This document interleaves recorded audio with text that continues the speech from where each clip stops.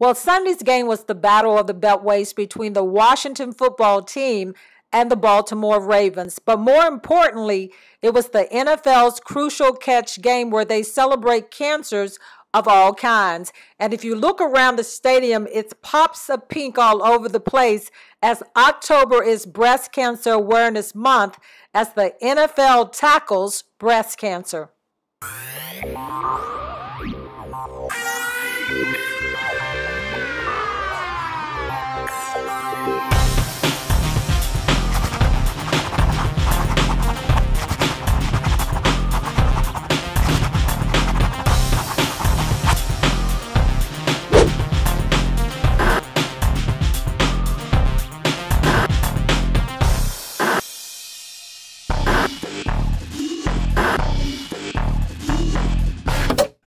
Welcome to Tony McGee's Pro Football Plus television show here on the Mid-Atlantic Sports Network. Let's welcome our co-host this week, the former chaplain of the Washington football team, Mr. Milton Harding. A man Tom Knott once called Mad Mike, the mouthpiece of NCAA maniacs, Mike Baker. Washington football team beat reporter and member of the Fairmont University women's basketball 1,000-point club, Miss Donna Hopkins. One of the most prolific pass catchers in the 20th century and four-time Pro Bowler and Super Bowl wide receiver Gary Clark. And a man who played in the NFL for 14 seasons and one of the all-time sack leaders in the NFL, Super Bowl pass rusher Tony Mac the Sack McGee. Geico's been helping people save money for over 75 years. They've really stood the test of time, much like these majestic Rocky Mountains, which must be named after the Rocky... That would be Rocky the Flying Squirrel, Mr. Gecko, sir. Obviously. Come on, Bullwinkle. They're named after... First President George Rockington. That doesn't even make any sense, Mr. Winkle. Geico, over 75 years of savings and service.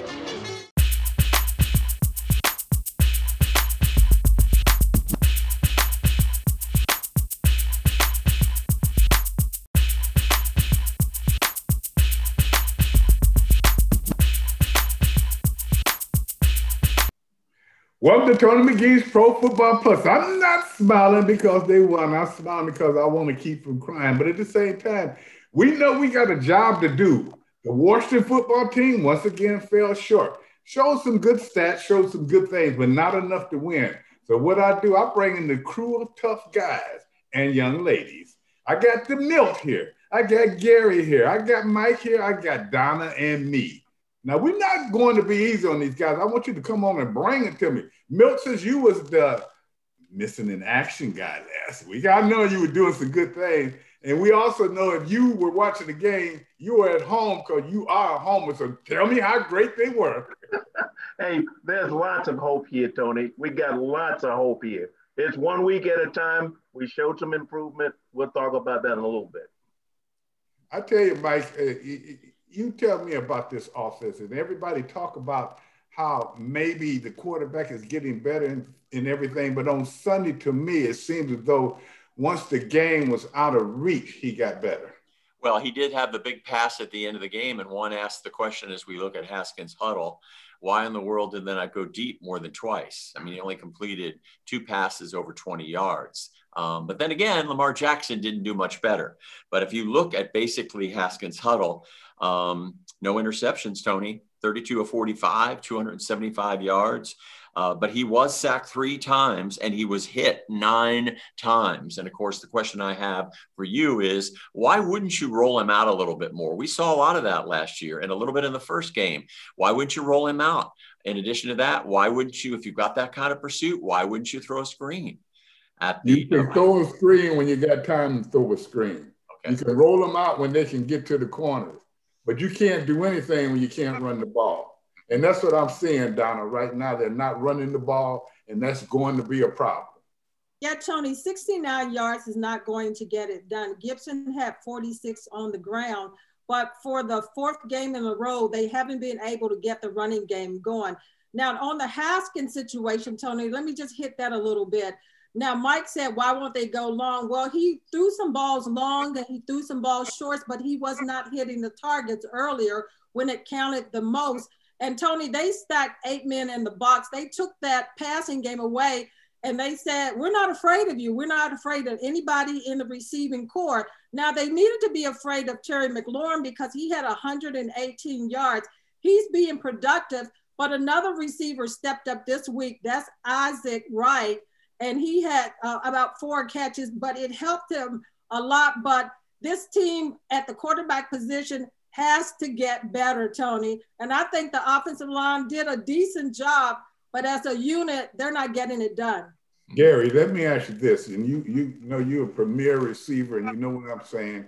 A lot of these receivers did well, and they made the quarterback look better. But it wasn't there some throws that he should have made on Sunday, some different ones that could have made a difference in the game. When you got a receiver with 100 and some yards, you got a running back that's pass receiver as well.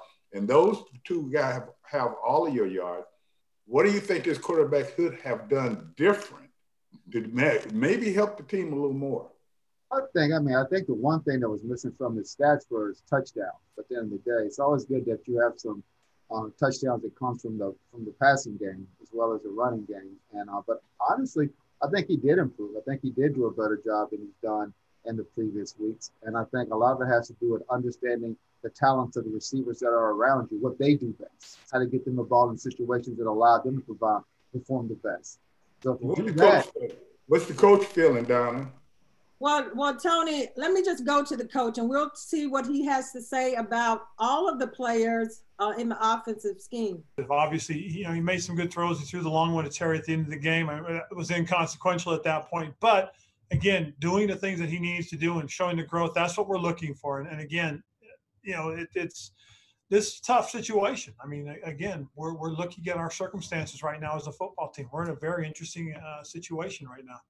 I felt calm. I felt collected. I felt like I had a plan of what I was trying to do before it happened, and I was able to have a plan of how to react if it wasn't there. So let's keep building upon that and taking that and enhancing it and getting better each week. It's times where I try to make a play and I shouldn't, and that's me not playing running back a lot. That's me playing receiver and always trying to make a play because when I catch a ball, I'm either downfield. At running back, you're always in the backfield, so you got to get north quick, and sometimes it works and sometimes it doesn't.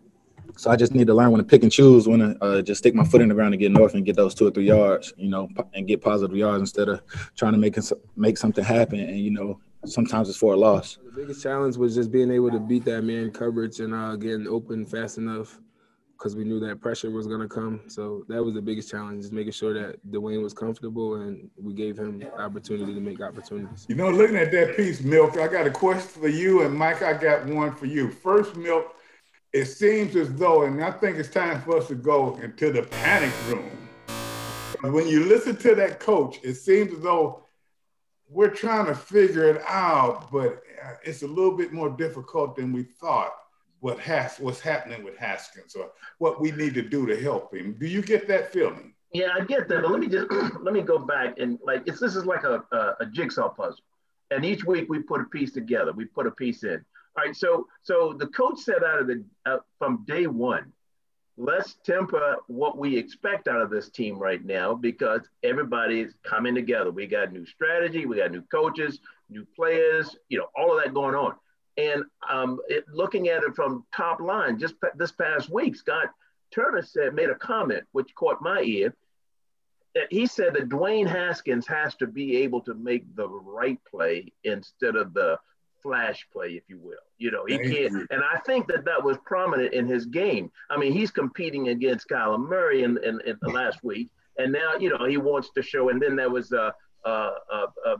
Baker Mayfield over at Cleveland, so he's in that competitive mode. And his OC says he just needs to make the right play. Well, it reflected in the game plan. He was throwing a much shorter pass, much shorter routes, I should say.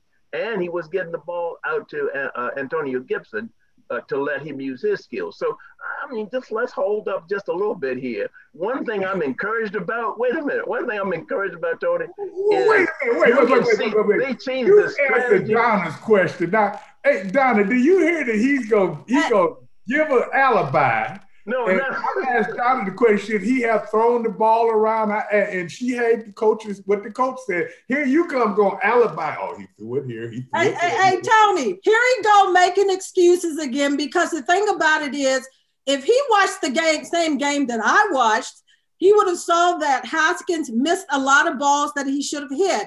He was rushing things, no touch on his long ball.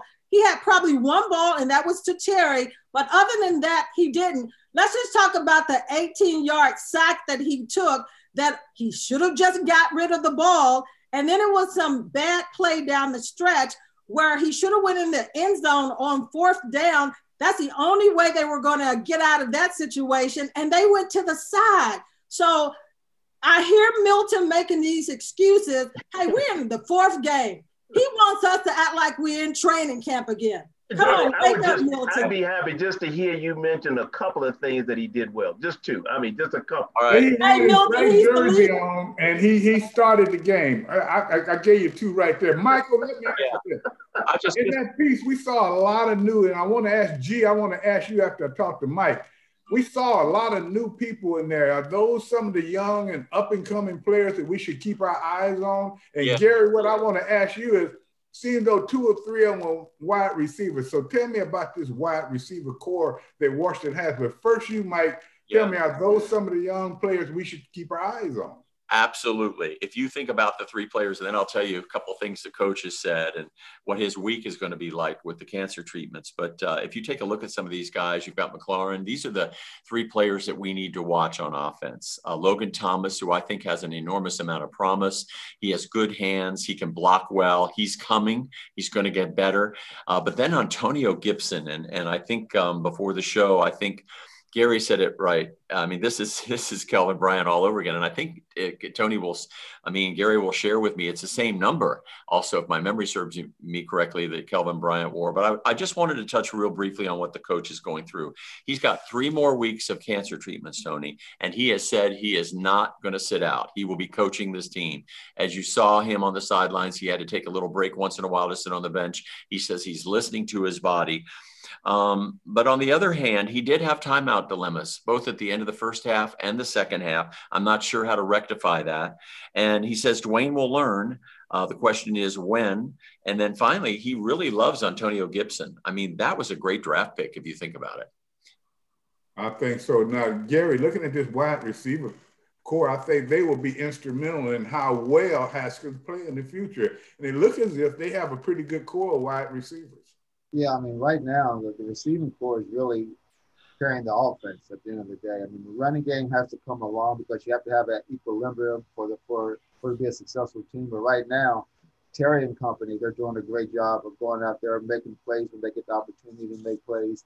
We just got to play a complete game offensively. Like, we need to have a running back that goes over 100 yards in the game. Yeah. Once you have a running back that gets 100 yards in the game, the receivers are going to have 120-yard, 150-yard games as well. I mean, it's just a matter of having that nice equilibrium that make the defense guess. If the defense doesn't have to guess, they can come back. They can line up 8 and come after you the whole time. So hopefully we'll get our running game back on point. Well, breaking news to me, it was a running back in Detroit that played well the other day. Detroit almost pulled out a big game against one of the better teams in the league. And that running back ran pretty good, but he had more than 15 or 20 or 30 yards, but I don't know. His name didn't fit here. When we come back, we'll talk about a defense that didn't have all their players, and you can tell it. We'll be back in a moment. We love our new home. There's so much space. We have a guest room now. But we have ants. You're slouching again, Ted. Expired. Expired. Expired. Thanks, Aunt Bonnie. It's a lot of house. I hope you can keep it clean. At least Geico makes bundling our home and car insurance easy. Which helps us save a lot of money. Oh, Teddy, did you get my friend request? I'll have to check. Aunt Joni's here. For bundling made easy, go to geico.com.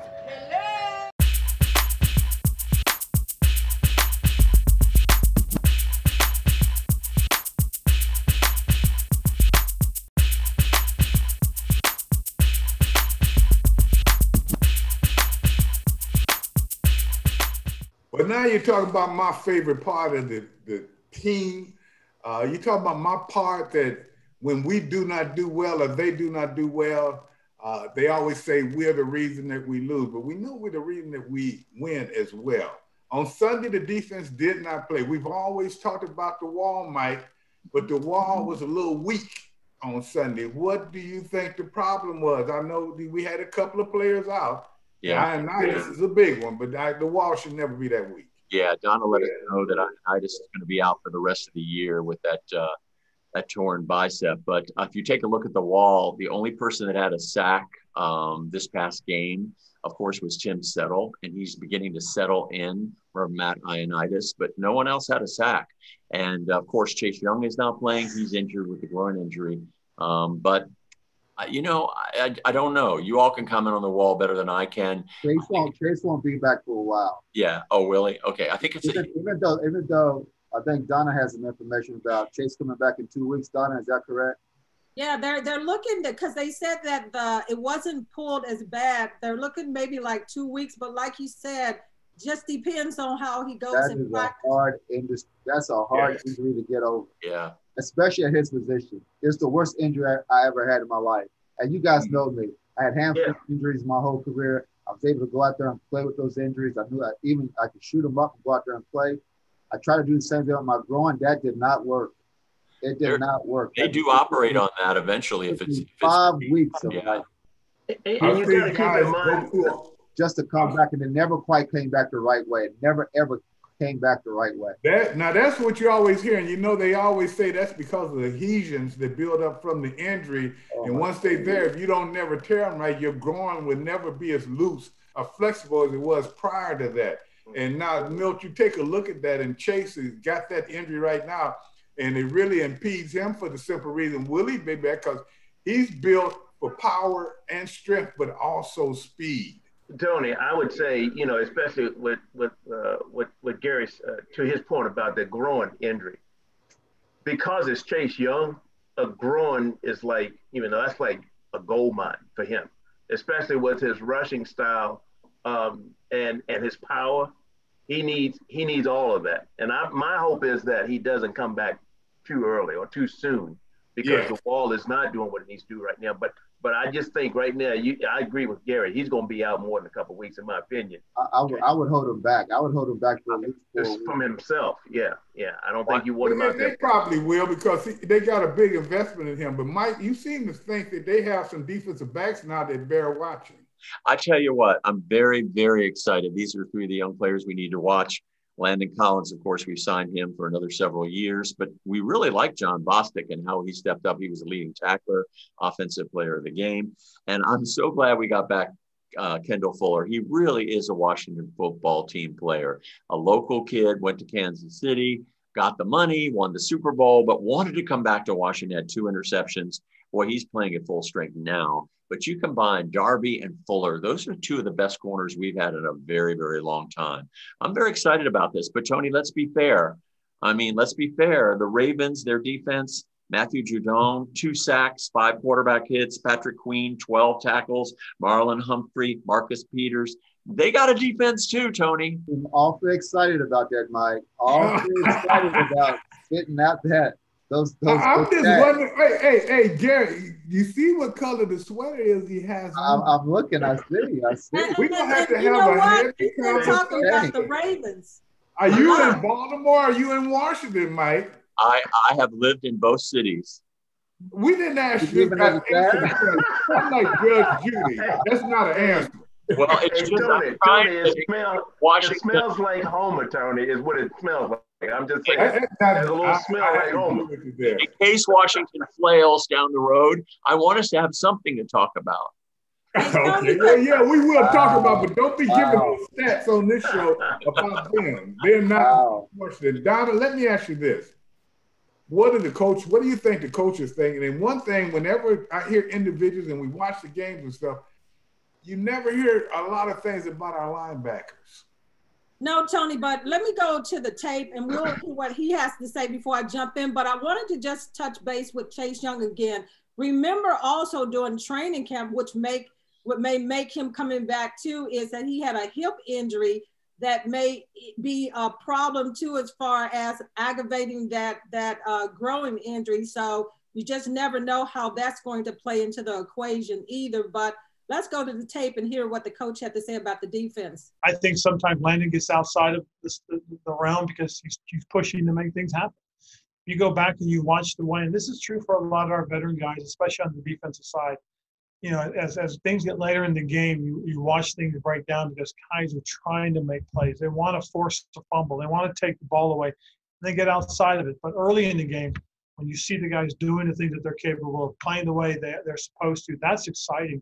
And Landon's one of those guys. He plays hard. He plays physical all the time. He's constantly trying to make things happen. Man, we're playing some good football at certain times. You know, other situations where we got to improve that, but we're putting some good things out there. We just got to be more consistent, come together as a defense, and you know, put that same product on the field each snap in and snap out. So the thing that I want to ask you is that on Sunday, the defensive line looked like they weren't putting the pressure like they normally have in the past weeks and everything. What did you see that was missing as far as just the defensive front? Because they've been criticized a little bit this week as far as the defensive coordinator, Jack Del Rio, of why they did not blitz more, or why they didn't put the pressure more on the Ravens, because it looked like they dropped back a lot. What did you see defensively as far as just the front of the defense? Number one, I know as a defensive player, whenever someone runs for 144 yards on you, you're more worried about the run rather than the pass. Then when you have a quarterback that's athletic and make big plays and always been known as a game breaker, you got to do your position first. In other words, you got to stay in your lane, keep him contained, and make things happen. So what they were doing, and the big word that we want to use for Sunday was cautious. And that being cautious, they did not play the run the way they should have, because you have to attack. One thing about defensive linemen, you want to play on the other man's side of the ball, not your side. In other words, where that two yards is right between the offensive and defensive line, you control that. When you're cautious, you don't do that. When you got a quarterback, you're afraid it's going to get outside, you don't do that. So their whole game was off. Maturity would come with that, but they can't be cautious. You got to play with reckless abandon. Can I ask everybody a question? And then I'm not a former football player, obviously, not even Pee Wee. But well, then if you ain't gonna ask the right question, don't even. No, I want to seriously know how in the world Mark Andrews was covered by Pierre Lewis 2 times. It looked like one time, I don't know a lot about all the positions. It looked like one time he lined up in the slot, and he basically went right down the field with only Pierre Lewis on him, almost untouched for a long bomb.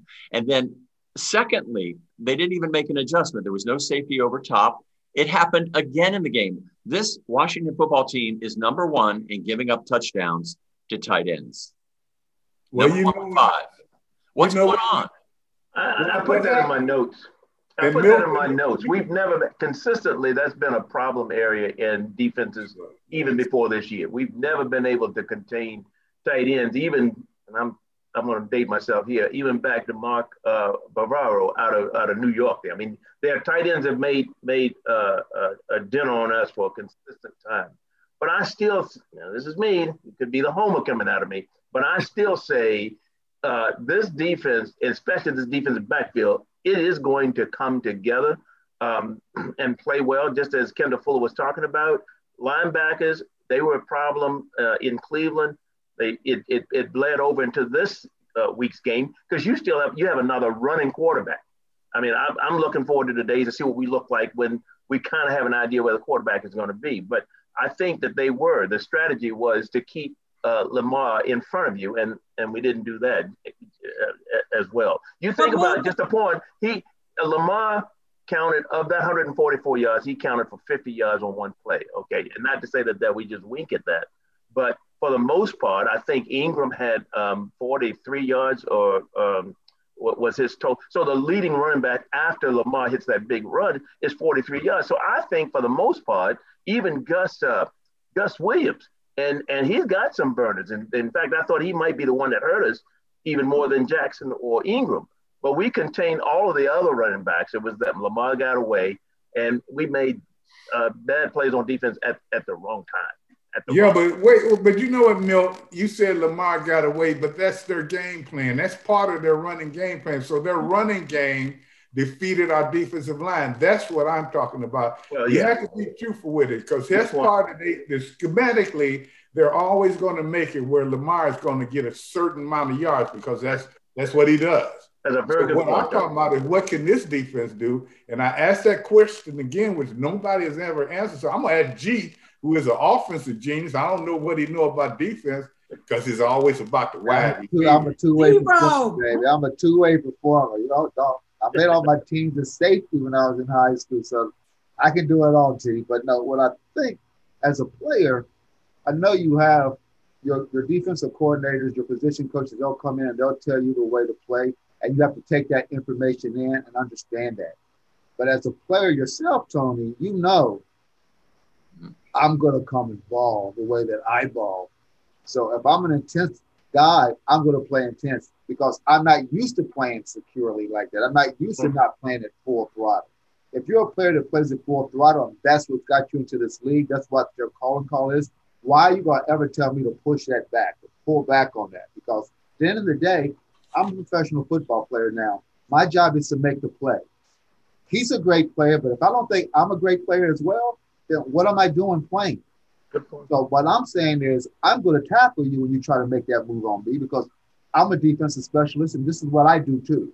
So who's better, you or me? That's the way I look at it. I'm never going to say somebody is better than me at that on the opposite side of the ball.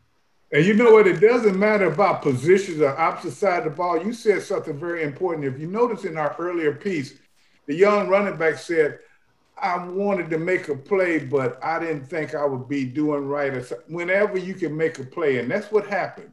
The people in G, you know it as well as you guys played other sports. The person is willing to take a chance that's going to make that play. Right, those the guys. Sometimes you got to take a chance. Well, you know you're not going to make it if you at least don't take the chance. You won't make the play. I was disappointed to hear him say that a little bit because he is such a good athlete.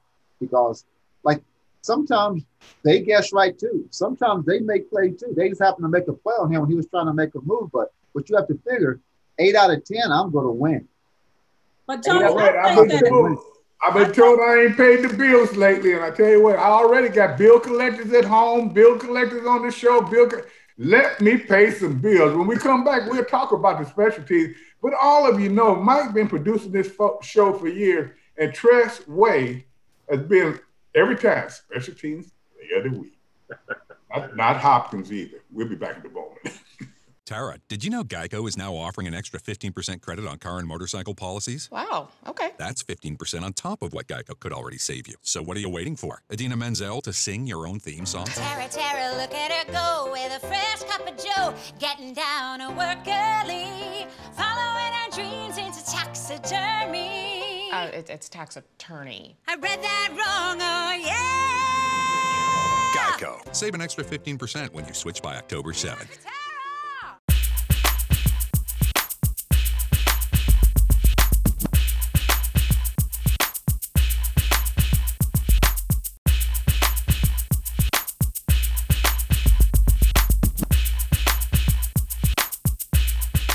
All right, you know, it's been a lot of discussions going on in the show this week, and I think what we have a discussion between a couple of individuals that has been going at each other back and forth. So now we got Homer Jones here. Oh, that's right, he ain't Homer Jones, he's Milton Homer. And we got Donna with the bad sources. So what we're gonna do is we need to put them in the panic room because one of them think it's time to panic and one of them think it isn't. Go at it, guys. Now, you don't have long. Make your points. Well, I'm going to let you have the floor first. Oh, right. I did the panic room. Y'all on the couch. No, wait a minute. I was getting ready to let her answer. Right, so I will say this because consistently, and it is good to look at this in a broad perspective, looking at all aspects of the team. And I don't think any one of the units, special teams, offense, defense, all of them played to their strengths yesterday. So we're out of kilter. I get that.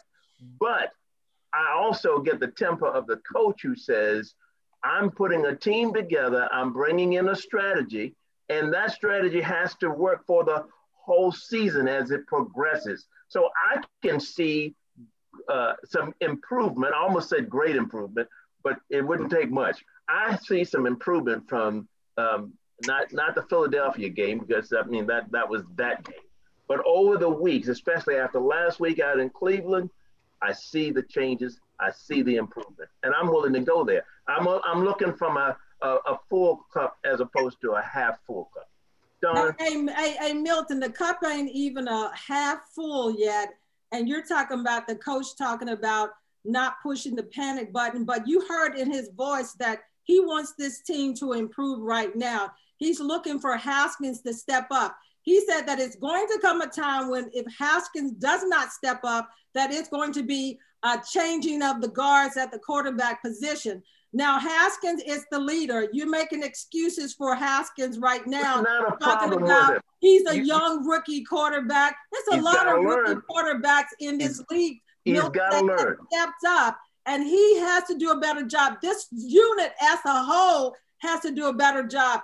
The defense, special teams. We're 4 games into the season. Okay, you're saying we got a lot more football to play, but this team has not improved enough week in and week out that we should not be kind of like a little concerned. Donna, I don't know what you want. If Noel, you did see what we had. Hey, Milton, I just want to know, how many games have they won?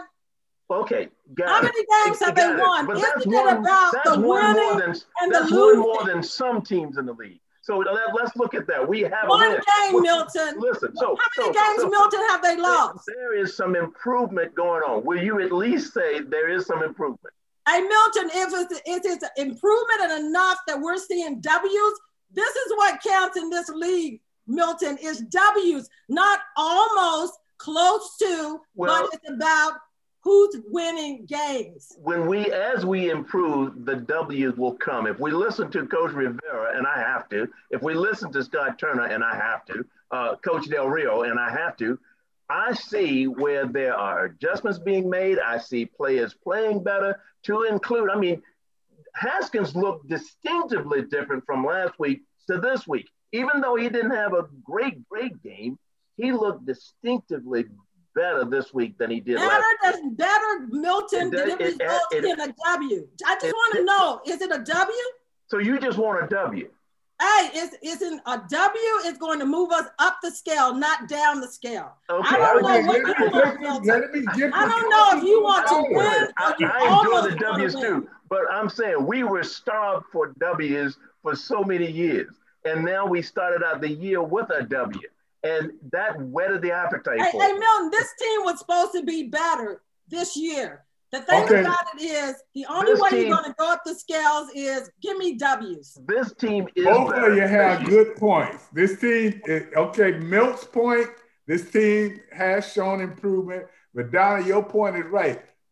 We need more W's. But at the same time, y'all got the couch on fire. I like that.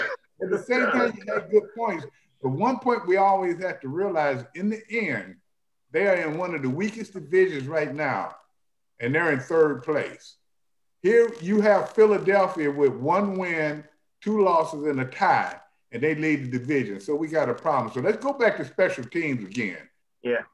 We'll get you guys off the couch, but I like that. I'm going to have to get you guys on there more, but Special way, averaging over 50 yards. I mean, tell me a little bit about that. That is our special team.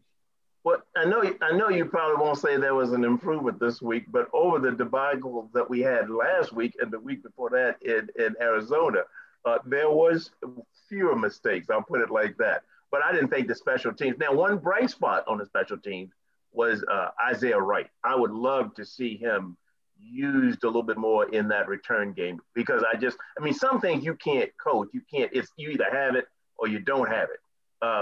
And so I think he has some of that for special teams play in terms of returner. But outside of that, we didn't play our best game on special teams. Yes. Yeah, anybody, what can we do to improve the special teams? What area?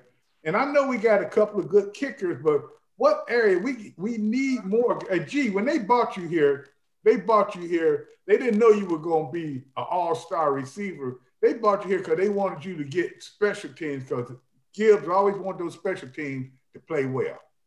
Yeah, I mean, it's an important segment of the game. I mean, if you get your special teams playing well, you get to pick me up when you need it. We need to break something from time to time, you know. Yeah. Every time we fair catch everything, we let everything, even on the kickoff, we'll let it go out of we'll catch it deep in the end zone and won't run it out. There's the mystery that you can do with some things there, because the team running down the field, first of all, they don't think you're going to run it out. They think you're just going to down it as well. You should take advantage of those things sometimes. But we need to make some plays in special teams that, from an offensive standpoint of special teams, that move the ball forward. We need a break. We need a Brian Mitchell type results in special teams. Yeah. Oh man. Now we're reaching. We do need a Brian Mitchell response. Brian Mitchell, Mike Nouns. We need that type of of guys to step up and, you know, make some plays for us. You know, we have. I like a return guy. I know he can do it. Just a matter of him actually doing it. Yeah, and Sims was out this week because he was hurt. So, I mean, he was your guy that's used to running the kickoffs and all that. So he was out. So Wright was just in, and, you know, he's just kind of like learning that position. Yeah. The rule changes in the NFL, of course, sort of moving the line close to the end zone has made it almost impossible to bring the ball out on kickoffs. Almost 80% of them are going out of the end zone. So kickoffs are a thing of the past, but the punt return is an important part of any game. And, you know, we used to really get on a couple of our older punt returners from the past, and none of them ever exceeded 8 yards per return. And that hasn't changed much. Well, I think Brian did make a difference in that arena. I mean, if we can single him out, and then Mike Mills. I mean, those are throwbacks from the past that are just legitimate. And one thing that Gary speaks about is, and again, it's not the kind of thing that shows up in a stat. But if you look at the heart of a Mike Mills who refused to call a fair catch, if you look at the heart of a Brian Mitchell, I mean, they were pros in that spot, in that position. And I don't know that we're getting that kind of player in the game anymore. I don't know that we are. Are we getting that kind of player in any position in the game now? Everything probably not. I mean, you think about it. Everybody is either high measurement. They talk about how many 300-pounders are on teams now. We had one 300-pounder on our team. Joe Jacoby didn't even weigh 300 when he played for us. That's right. He did. Watts was our only 300-pounder, and we was proud. We all let him walk in front of all of us into the lobby. Because we knew we were covered. It's all about your attitude, guys. I mean, it's an attitude that the player brings to the game. I think that's the biggest thing that happens with everybody. The right attitude allows them to really come out there and perform. And when you have guys that like a Brian Mitchell, who, you know, when he's playing, he is mad at the world. You know, he's mad at the world. He's gonna let nobody stop him from doing what it is that he's determined to do. Absolutely. And when you bring that type of attitude to a game, I don't care what your size is. It's all about your mentality, you know, and having key players that will step in. Darryl Green will step in and return punts. And, you know, I mean, if he returned 10 punts, 7 out of 10 of them went for really positive yards, probably over 20 yards of return, you know. So, I mean, guys, we got to take a break now. And I didn't mean to cut you out there, G, but I want you guys to think about something during this break. We're going to talk around the league a little bit, but we got to talk about this NFC East. I mean, that's an insult to us. We were the beast of the East. Now they call them the East with the least.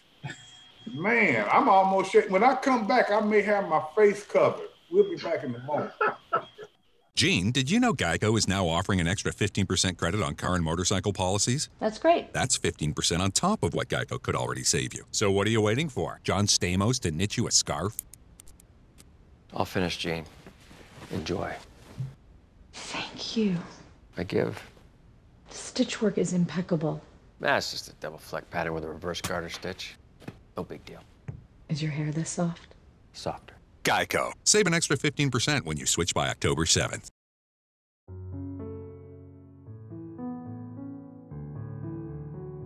It hurt his chances of being a first-round draft choice in the NFL. He went from 1 to 3. That's a fair amount of money. Because of a telephone call. Because of a call. It hurt Joe Williams. He went, what, number 12? The 12 rounds weren't there back then. Mm-hmm. And so he went from a higher round to the Dallas Cowboys in 12th round. So he lost a ton of money. There were a few others that had a chance to make the NFL, including myself, and we were rebel rousers. We were atomic bomb for any other team to even invest in us. We were called all kinds of names, and nobody wanted to touch us. So we all lost. And it was the kind of thing that never ever should have happened. But there's one key component here that has never ever been discussed, but it's discussed when we talk about it. And that component has to do with Lloyd Eaton made a decision that day. And his decision was to kick 14 guys off a football team. But what he failed to realize in that decision, he's kicking 8 starting players off the football team.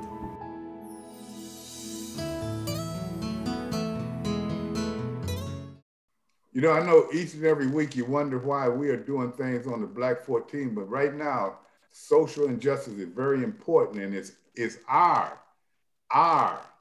and I say again, we are supposed to always mention and talk about it and see what we can do to make it better. So that's why we talk about the Black 14. It's a part of history, not just in my life, but in history of those guys, things change. He was talking about how I could have been a first-round draft choice.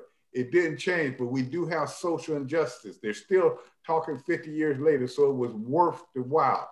A lot of guys never got a chance to play. So right now, what we're doing with the Black 14, we want, when they talk about the Black 14, to say, hey, justice served. And that's what we're going to do. We're not going to sit around. We're feeding people. We're buying computers. We're doing everything to help with the pandemic. So you guys stay on board. Don't get bored. We have a show coming later in the year where we are going to have a big time host, and it's going to be a very good show. But look at the new shirt, guys. Yeah, I like that. Oh, wow. It says the Black 14. Never forget. Excellent. There you go. All you have to do is go to black14.net. There's one waiting there for you. All right, Tony, everybody knows that you played with who I consider to be the greatest running back. I know everybody thinks Jim Brown, but this guy seemed to glide. I'd never seen anything like it. And you had the opportunity to play with the one and only Gale Sayers. We mourn his loss. Can you share a story or two about him? You know, when I came into the Chicago Bears, you know, Gale Sayers was the offensive superstar, and Dick Butkus. A lot of people that's looking at this show will not realize who those people were, but both of them are Hall of Fames. And Gale Sayers was so elusive. And one thing that I had the pleasure of doing was watching him a year or two before I got there, and how he ran, how his gait, just like Gary was talking about Chase's gait being a big part of his ability to run and everything. He had one of the largest gaits that you could ever see. He could make a cut on a dime. He was very smooth. He had everything going for him. The only thing that really happened to Gale that really changed his career was they did not have the treatment for players back then that they have now. When he got hurt in the game and he kept playing, and I remember they were playing San Francisco, and a guy took and hit him low and hit that knee. You started to see things go off. But Gale Sayers was a game changer. He stopped on a dime. He wasn't that fast. But I always remember the game when he retired. We were playing the St. Louis Cardinals at that time. They had a play they called the 26 hustle. Now, I'm on defense. I'm so good I remember the play because it was a good play. And I tell you what, he made a hit, he made a cut, and he made 10 people almost fall down. And he broke into the open and was about to run for a touchdown. His knee gave out on him. He came in halftime, threw his helmet on, and never played another play. And I always remember that, even though we remained friends, he'd been in my speakers bureau and everything, he was always a gentle guy. He was always a quiet guy. He was always a guy that played over his injuries, but he always and always will be a great man. Yeah. Well, I also, Tony, before we move on, I wanted to talk about one of my all-time favorite pitchers when I was a kid growing up. Probably my two favorite pitchers were Juan Marichal and Gibson. I mean, Gibson was amazing. Gibson had 250 wins. He had as a pitcher, he had a 2.92 ERA. Bob Gibson was 2-time Cy Young Award winner, 2 times World Series MVP, 9-time All-Star, and 9-time Golden Glove pitcher. I mean, you got him in movies and stuff now. I got him in movies. Golden Globes, Golden Glove pitcher. Say that 3 times. But as a kid growing up, of course, I watched as much baseball as I could. I loved Juan Marichal. I loved Bob Gibson. There were others, Camilo Pascual, that I really admired. Whitey Ford, different teams. But Bob Gibson, I probably was my favorite. We really miss him. You know, as you fans, and you know, we this year will talk about a lot of different things because you know this show will be different like everything is in life right now. So we won't always just talk about football and everything. We want to talk about all sports. And one thing I want to talk to you guys, if we have enough time, Mike, where we can talk about the pandemic. What's been the worst thing for you guys in the pandemic? And I don't want everybody to do it, but my worst thing is I do the same thing every day. And I tell you, it's starting to run it down, but I try to think of things that can make other people as well as myself happy. But this pandemic is something that we need to talk about. So my worst thing is the boredom. But then I do eat more than I'm supposed to, and a couple other things I do that I shouldn't be doing. But at the same time, I can't, I'm going crazy. But Tony, you know, that's it, and you're right. It's very easy to fall into such a mundane schedule. But actually, for me, as a pastor, my work has actually picked up a bit because of a lot of the same boredom means you're going to default somewhere, and so sometimes that's in relationships, and sometimes you know people getting a little stressed out from being quarantined for so long, and so now that Zoom is on the scene. Everybody's there and I'm available, and my heart is this way. You know, when I'm there when people are hurting, and I want to be there because I mean it takes all of us. And so I think for me, I don't quite get a chance to be bored, but you know, because there's always a need. So, but yeah, I think it's having an impact on us in a lot of different areas that we might not be thinking about. Mike, I know we got a couple of minutes left. Can you guys say something very quick? I want everybody, and I know this is impromptu, but this is the way we're going to do it. Yeah. For me, Tony, it's just, you know, knowing that Milton has to talk to Donna about all those problems that Donna is having. It takes up all his time. No, Tony, I think mine is not being able to really hang out with my family or just friends, but basically my family, because I'm a stickler to doing the things I'm supposed to during this pandemic time. So, you know, my sister lives right around the corner and I don't really go see any of them. So that's to me has been the hardest thing, is just friends and family. You gotta be wise. You gotta be wise. Yeah. And Gary Mike, says, why don't you give us one mic and take us out? Yeah. Oh, just real quickly, I would say that I love all the new technology. I love that I don't have to drive 60,000 miles like I did last year. I've learned so many new things. So that's the positive side. The negative side, to pick up on what Donna said, was think of all the people that didn't get to see their folks pass and be with them at the last moment. My sister being one of them. And you know, and you know the other thing that, and I did leave this out.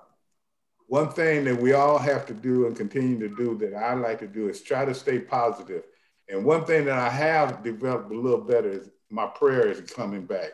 And we just need to pray on this. And I'm not telling anybody else they have to pray, but right now it's going to take a unit, it's going to take a country, it's going to take a world to defeat this. I know that we did some things we shouldn't do right now, but we're going to take a quick break, and when we come back, we'll wrap this bad boy up. But for all of you in the pandemic, if you ever want to email us anything and tell us what you're doing, and we may discuss it on the show. So what we'll have next week, we may have an email or something. You can email us in and tell us, and we'll say your name, tell a little bit about it, and then we'll move on. We're not going to take a lot of time. When we come back, we will talk about the lease in the East. Ooh, boy, I hate saying that. We'll get back in the moment. Welcome back to the show, and as you know, we have a few different things we're going to do. Mike, bring it on. Well, I want to tell you about Le Pigskin Cafe. This is a new cafe in Washington, D.C., where each week we feast on the next opponent. And the next opponent are mutton chops. And Tony will tell you what a mutton chop is. After that, we go in and we level the giant. And after the giant, we eat the cowboy whole. And I just wanted to tell you that. I don't know what I'm saying, but I'm trying to tell you that. And then, of course, after that, we have the least of the East, Tony. So, in other words, we play 3 teams with losing records, and they're ahead of us. Well, the Rams are. Oh, no. No. I take that back. Okay, because the Giants are behind us, correct? Yeah, right. 0-3, yeah. Okay, coming up with the Rams, guys. What's happening with the picks? I couldn't understand that last week. I don't know. But if you take a look at the NFC East, Tone, and you all can comment on this, we are the least of the beast, as it were. We probably aren't even the bones of the beast. The Giants are the Giants on. Philadelphia 1-2-1. The Skins and Dallas tied at 1-3. And you got actually looking for a new quarterback. You've got the Giants 0-4. So they'll draft number 1 next year. Well, maybe they made a mistake. Maybe they should have kept the quarterback they had. They were so busy trying to make the move. Yeah. Let me lead out with this, and then I won't say anymore because I can see Donna's about to pop. I like our chances in the East right now. I mean, we could beat chances in the East. I like our chances in the East. I saw that mess that Philadelphia put out on the field last night. That was a sad affair. But I'm just saying, I like our chances. You realize that's our only win, though. Oh, wait a minute. Realize that. Wait a minute. I'm listening to you guys. Y'all talking about you can win in the East. It don't take Sherlock Holmes to realize. Listen. We just wins in the whole division. I mean, in the whole East right now. We're in it. That's all that matters, Tony. We're in it to win it. All right. I think that's what Ron Rivera said, that because the East is so bad right now that the Washington football team is right in the mix with everybody else. In first place just last week. Just last night we were in first place. Speaking of first place, what about the picks? Well, I'll fill you all in. I'll tell you, this is the worst year I've ever had. But on the picks, Tony is 8-4, Gary is 8-4, Donna is 8-4, and Uncle Milty is 8-4. Mike, do you want to explain how I got to be 8-4? Well, if you look at your script, it shows exactly how you got to be 8. Absolutely, just a brilliant picks. I thought. I didn't see them. We didn't see your picks, Milton. Mike's the keeper pick. I have him on my phone. He picked Indy. I went, "Are you crazy?" Hey, anyway, 6-3. I'm 6-6. Now the picks this week are. Let's how much time do we have? We have about 2 minutes at the most. This week we have Buffalo at Tennessee. We have Las Vegas at KC, Indy at Cleveland, Minnesota at Seattle, Philly at Pittsburgh. And I will get your picks after the show is over. And so that we'll have a record of them. And just to let all the fans know, these are 4 of the most competitive human beings I've met in my entire 91 year of life. And I will tell you, if I don't send them the picks after I write them on my little sheet, I get 82 texts from these people. You get that right. That's right. I think the game of the week, everybody, I really do think the game of the week is Buffalo at Tennessee. And oh, yeah, that's going to be a good one. Buffalo is a better team than people think. And I tell you what, they are. Yeah, they are. And the one thing about it is they're playing well before the cold weather comes. Quickly, what do the Washington team need to do to get a victory? Milk you first. Well, let me just say, I watched the Rams. You mean for next week? Yeah, I watched some of that Rams game, and the Rams are not what they used to be. Now, I'm not saying that it's so automatic for us, but if we improve this week as we have been over the past few weeks, I like our chances with the Rams. Right off the top, I mean, they're not the world beaters that they have been in the past. Yeah. Donna. On third downs, Tony, they've got to get better. They were 4-13 last week, 31%. And I mean, that's where they've been struggling at. They're better on fourth down than third down. So I think they need to improve that in keeping the ball moving. G. Defense needs to play the way they did the first week. We'll win football game. We need to help our offense. And we got 10 seconds. I don't have any suggestion except you better throw the ball downfield more often. And we'll come back next week and finish the show with the 10 seconds left. But at the same time, we want you to come back. No goodbyes here. We'll see you in the minute.